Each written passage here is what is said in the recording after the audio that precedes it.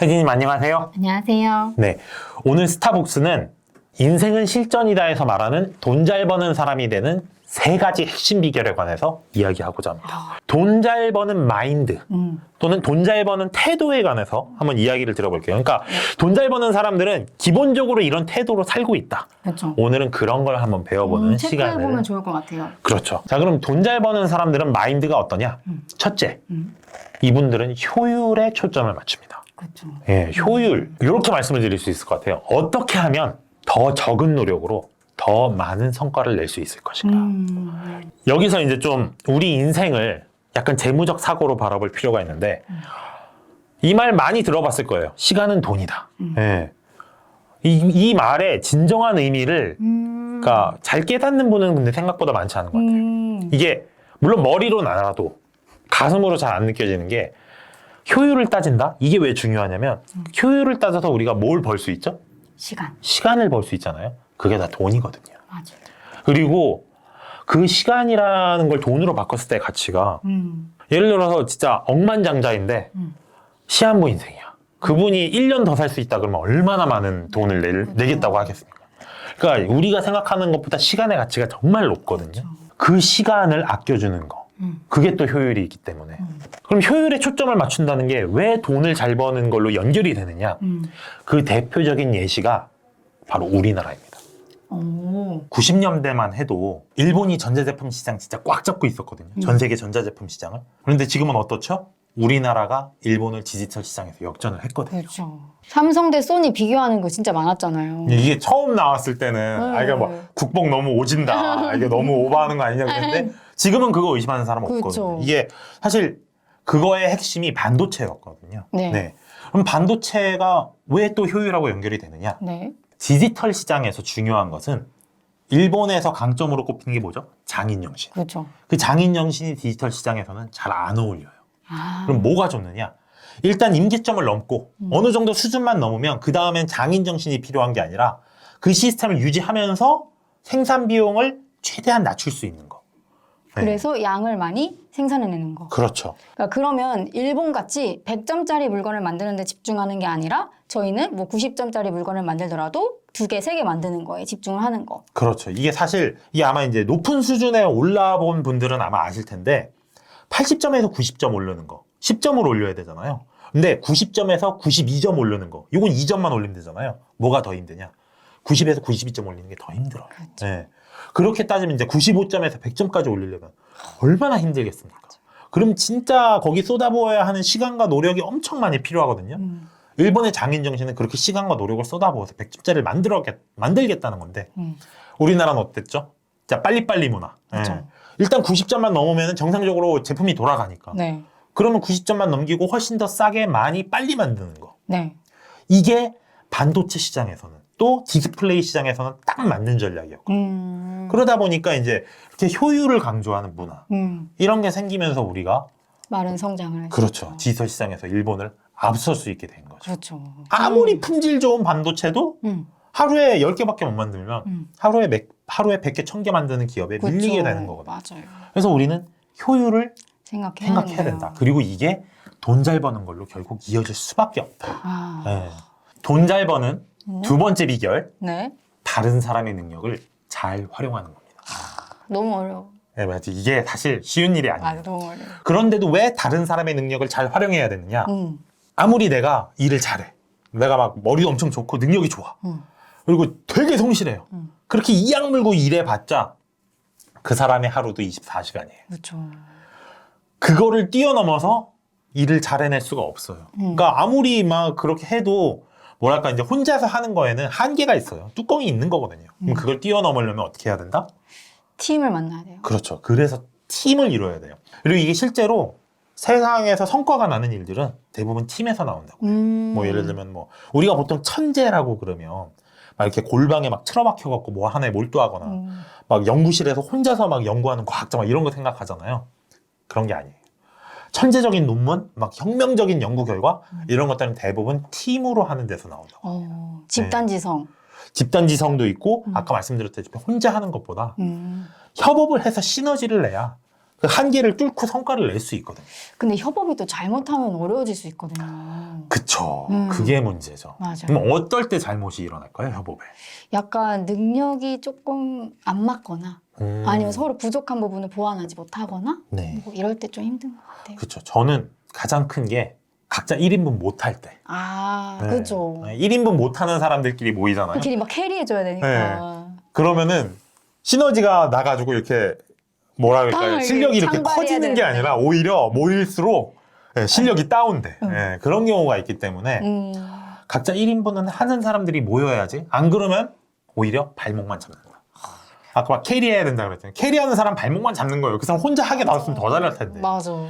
이게 이제 뭐랄까 다른 사람의 능력을 잘 활용할 때 어려운 점이라는 거죠. 맞아요. 모두가 어느 정도의 실력은 돼야 한다는 거. 그런 네. 사람을 일단 찾는 것부터 어렵고. 그쵸. 그럼 아. 찾는 것부터가 어렵고 설령 그렇게 실력이 있는 사람이라고 해도 나랑 궁합이 또 잘 맞을 것인가. 맞아. 이것도 따져보는 것도 쉽지가 않지만 맞아. 어쨌든 그런 사람을 만난다면 우리는 혼자 하는 것보다 더 큰 성과를 낼 수 있다. 돈 잘 버는 사람들을 보면 항상 주변에 뭐라 이렇게 삶의 동반자 같은 사람들이 있어요. 오, 맞는 것 같아. 네, 그 워런 버핏도 찰리 먼거 있잖아요. 네. 아무튼 그래서 실력도 있으면서 마음도 맞는 사람을 찾아서 협업을 통해 시너지를 내야 한다. 이게 다른 사람의 능력을 잘 활용하는 방법이고 그렇죠.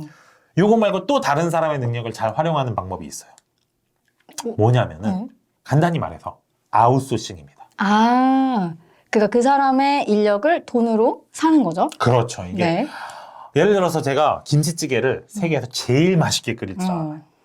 그러면 이제 김치찌개 장사를 해야겠죠? 근데 장사를 하면은 찌개를 끓이는 일만 합니까? 아니죠. 청소하고, 네, 서빙하고, 서빙하고 계산하고. 설거지도 하고. 그러니까. 예, 그러면은 사실 뭐 홀 담당하는 사람들이 한다고 해도 일단 주방에서 찌개를 끓이기와 설거지를 해야 되잖아요. 그럼 제가 설거지를 하는 동안은 찌개를 못 끓이잖아요. 그러면 그만큼 어떤 최종 수익에 로스가 생기겠죠. 맞아요. 그러면 어떻게 해야 되냐?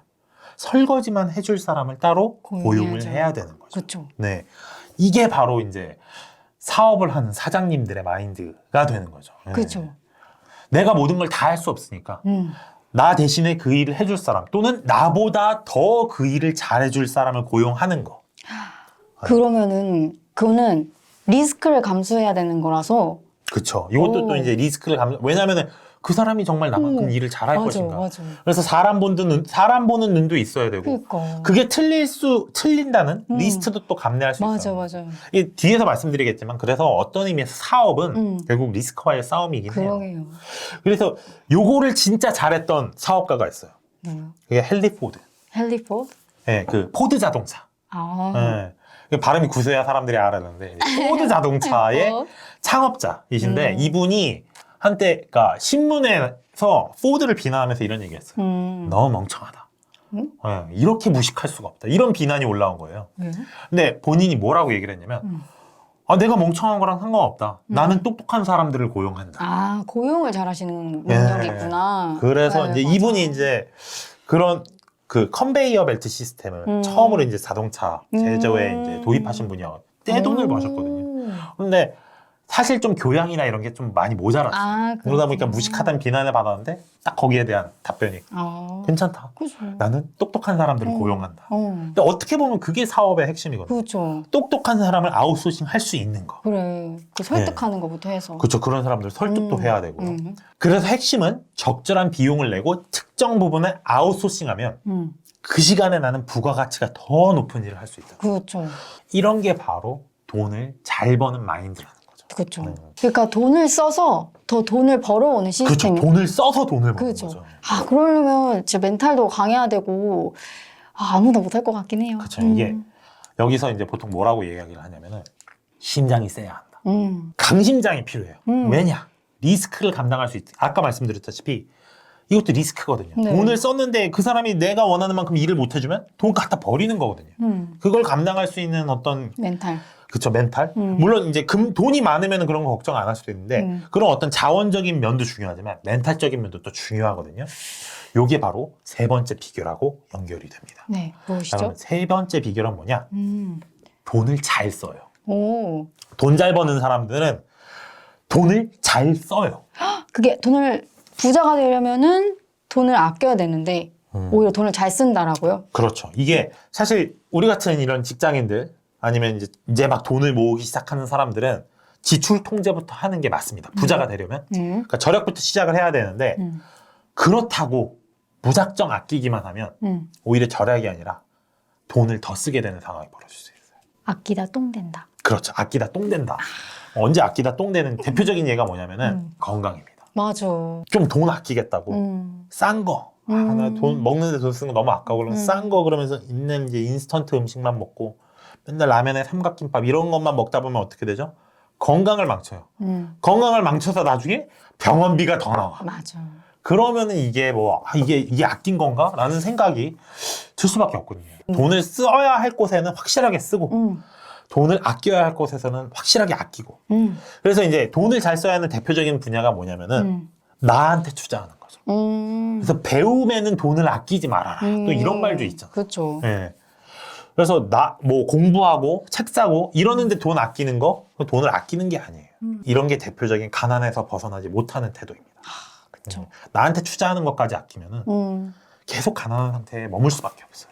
근데 작은 거에선 그런데 뭔가 큰 사업 같은 거 벌일 때 내가 이 사업에 돈을 투자할까 말까? 하려면 멘탈이 되게 중요할 것 같아요. 여기서 제가 아까 말한 강심장이 필요합니다. 네. 이제 아까 말씀드린 사업의 그런 규모로 들어가면은 진짜 이거는 너무 어려운 게 미래가 불확실하거든요. 이게 잘 될지 안 될지 몰라요. 그런 불확실성을 뛰어넘고 돈을 투자를 해야 되잖아요. 그렇기 때문에 이제 강심장이 필요하다. 이런 말이 나오는데 여기서 하나 주의할 게 있습니다. 강심장, 어떻게 보면 용기라고 말할 수 있잖아요. 근데 용기와 만용을 구별할 줄 알아요. 그렇죠. 예를 들어서 내 심장을 믿어. 그러면서 이제 팍 투자를 한다. 이거는 용기가 아니라 만용이에요. 그렇죠. 그건 투자가 아니라 투기죠. 투기. 그렇죠. 투기죠. 그러면은 진정한 용기는 어디서 나오느냐? 어디서 나오느냐? 탄탄한 근거에서 나와요. 아, 그러니까 투자할 대상을 제대로 공부해야 하고요. 그리고 충분한 분산 투자로 리스크 관리도 할 수 있어야 하고요. 그리고 마지막으로 그러한 근거를 믿고 작은 변동에 일희일비하지 않는 마음이 필요해요. 여기서 이 일희일비하지 않는 마음, 이게 제가 말씀드리고 싶었던 강심장이에요. 그러면 주식 할 때도 네. 막 가격 하락장일 때도 내가 이 주식을 왜 샀는지, 네. 내가 뭘 믿고 어떤 거를 알아보고 샀는지 이런 걸 좀 적어보고 이런 걸 말씀하시는 것 같아요. 그렇죠. 이제 보통 이제 주식을 제대로 공부를 하면은 이 주식 가치는 지금 저평가돼 있다. 내가 볼 때 이 정도 가격까지는 올라가야 한다. 라고 생각을 하고 사는 거잖아요. 이게 공부를 해야지만 나올 수 있는 건데, 자, 시장이 좀 막 이상해요. 막 무슨 뭐 외국인들 뭐 돈 뺀다 이런 얘기도 나오고, 막 비관적인 전망도 나오고 그래가지고, 내가 생각하기에 저평가돼서 가격이 올라야 했는데, 전체 주가가 떨어지면서 내가 보는 그 주식도 이렇게 막 떨어져요. 그러면은, 그걸 못 참고, 그러니까. 하루 종일 핸드폰만 붙들고 사시는 분들이 있어요. 팔아야 근데, 이게 왜 그러느냐? 탄탄한 근거가 없기 때문에 이렇게 되는 거예요. 그러니까 탄탄한 근거 없이 이 주식 오른데 하고 딱 난 나를 믿는다 하면서 들어가면 이건 만용이 되고 결국 일희일비하게 돼요. 그렇죠. 하지만 반대로 탄탄한 근거를 갖고 들어가신 분들은 어떻게 되느냐? 지금 이 주가가 떨어지는 건 시장 전체의 반응이지 내가 봤을 때 이 주가는 저평가된 게 맞다. 나는 오를 때까지 기다릴 수 있다. 그런 분들은 일희일비하지 않죠. 그렇죠. 이런 게 진짜 강심장이다. 탄탄한 근거를 바탕에 두고 있다. 그럼. 요걸 말씀을 드리고 싶어요. 얘기를 들어보니까 리스크를 감당한다는 게 쉬운 일이 아닌 것 같아요. 그렇죠. 이게 제가 예전에 좀 이런 얘기를 들었는데 어떤 사람이 강연에서 이렇게 손을 들고 이렇게 물어봤다고 합니다. 왜 일은 직원들이 다 하는데 돈은 사장님이 다 가져갑니까? 그런데 순간 저도 이제 그 얘기를 들었을 때, 그러게 일은 직원들이 다 하는데 그럼 사장님 뭐 하지? 그럼 사장님 뭐 하나 생각을 해봤더니 그게 사장님이 하는 일이 리스크 감당이었어요. 그렇죠. 직원들은 어차피 일하고 월급만 받아가면 되거든요. 근데 사장님은 돈을 진짜 말 그대로 베팅을 하는 거잖아요. 이 사업이 흥할지 망할지 모르는 불확실성 가운데 돈을 넣는 거잖아요. 자, 그럼 그렇게 그 돈을 넣었을 때 벌기만 합니까? 잃을 수도 있죠. 그 잃을 수 있는 위험을 감수한다는 거. 그게 진짜 어려운 거예요. 요거를 예시로 한번 드려드리면은 네. 저희 상상스퀘어가 출판도 하고 있지 않습니까? 그렇죠. 그렇게 출판을 통해서 나온 첫 책이 인생은 실전이다였고요.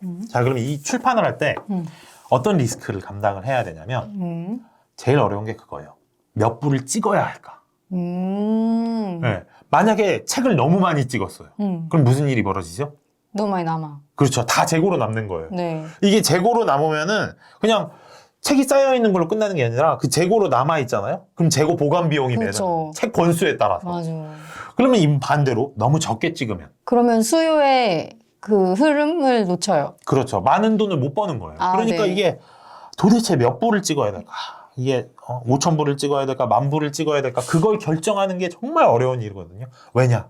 거기서 실수하면 다 그게 리스크로 떠안아야 돼. 그러네. 이런 데서 이제 이 의사 결정을 하는 거. 그게 이제 사장님들의 가장 힘든 일이고 이게 바로 사업의 어떻게 보면 핵심이다. 그쵸 핵심이라고 볼 수 있어요. 사업을- 리스크를 감당해낸다는 거. 네. 그러면 오늘 해본 얘기를 한번 요약을 해볼게요. 돈을 잘 버는 사람의 3가지 비결. 첫 번째는 효율에 초점을 둔다. 그래서 어떻게 하면 더 적은 노력으로 많은 성과를 낼 수 있는지 고민을 한다. 그리고 두 번째, 다른 사람의 능력을 활용한다. 협업을 통해서 시너지를 내거나 아웃소싱을 해서 부가가치가 큰 일에 집중을 한다. 그리고 세 번째, 돈을 잘 쓴다. 무작정 아끼는 게 아니라 리스크를 감당하는 지혜와 용기를 가져야 한다. 네. 라고 볼 수 있을 것 같아요. 잘 정리해 주셨습니다. 네. 그래서 결국 돈을 잘 벌려면 열심히 하거나 하는 일을 잘 하는 것만으로는 부족합니다. 열심히는 기본이고요. 잘하는 거는 또 프로의 기본이고요. 그렇게 잘해서 나온 성과를 성공으로 변환하는 전략을 갖추는 거. 이게 바로 돈 잘 버는 사람이 되는 비결이라고 할 수 있어요. 그런 지혜와 용기를 인생은 실전이다 해서 배울 수 있을 거라고 생각을 하고요. 그 실전 경험을 가져가실 수 있도록 꼭 한번 책을 읽어보시면 좋을 거라고 생각을 합니다.